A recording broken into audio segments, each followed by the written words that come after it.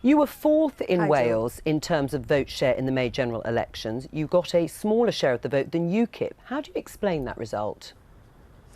Well, Westminster elections have traditionally been more difficult for Plaid Cymru than elections to our National Assembly, and we have those elections next year in May, and I very much hope that our showing will be different next May, and in every election that we've had to date, we've done better in elections to our national institution. And what we have in Wales is by next May we'll have had 17 years of a Labour government, unbroken rule, and they've presided over decline in our economy and a pretty poor showing in terms of outcomes, in terms of health and education. And so it's time now for fresh thinking and a new approach, and it's time for a Plaid Cymru government after next May. But you say, you know, you're criticising Labour and their mismanagement of things like public services, but what makes you think that votes that may stray from Labour will go to Plaid Cymru? They'll go to the Tories and UKIP. Well, we have to put the case to people and make sure they understand that we've been working very hard in coming up with solutions to the problems that people have identified in public services. But it is up to us now to make sure that we inform people as to what it is we want to do. And that's why one of my messages to the party faithful this weekend in our conference in Aberystwyth was that we had to get out there now and have as many conversations in as many streets and communities as possible up and down the country before next May. There is no substitute for hard work. It's not going to, victory's not going to land on our lap.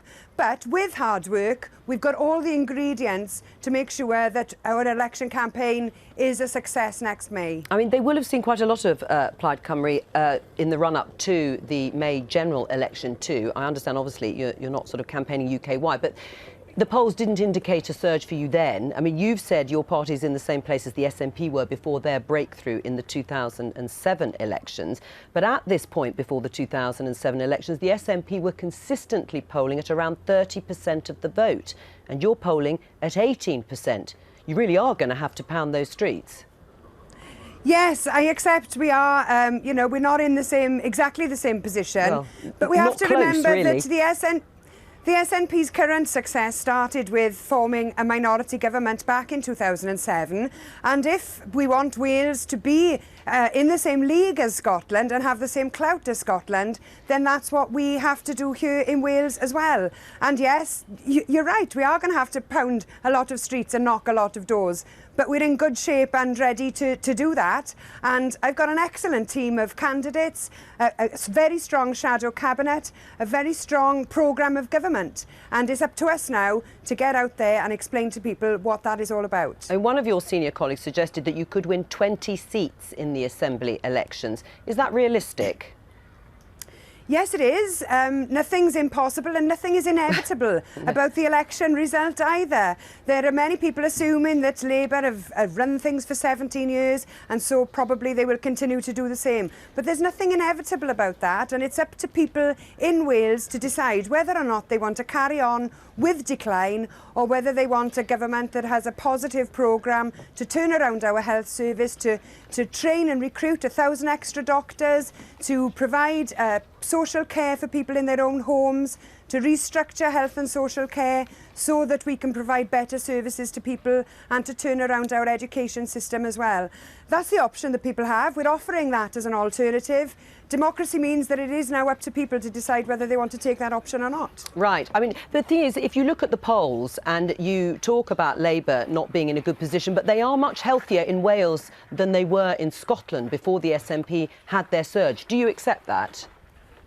Yes, they are, and it's up to us to point out where they've failed in terms of their record, because many people seem to believe that the health service, for example, is still run by the Tories in Westminster. That isn't the case.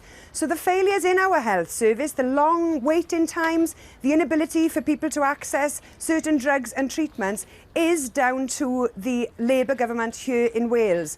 And we need to make sure that everybody understands that and that they vote on that record and that they fully understand what that record is all about and who is responsible for what. Well, you talk a lot about the SNP and do make comparisons. I mean, let's talk talk about the issue of independence. I mean, according to regular BBC ICM polling, less than 10% of people would like Wales to be independent. So your party might want it, but the people of Wales evidently don't.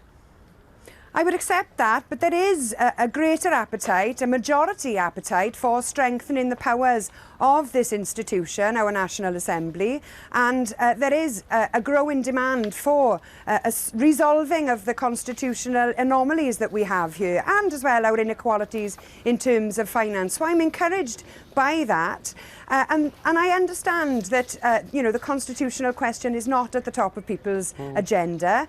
Health and education and the economy, those are the subjects that are much more likely to be people's priorities. All right. And that is why we are focusing on those ahead of next year's election. Leanne Wood, thank you.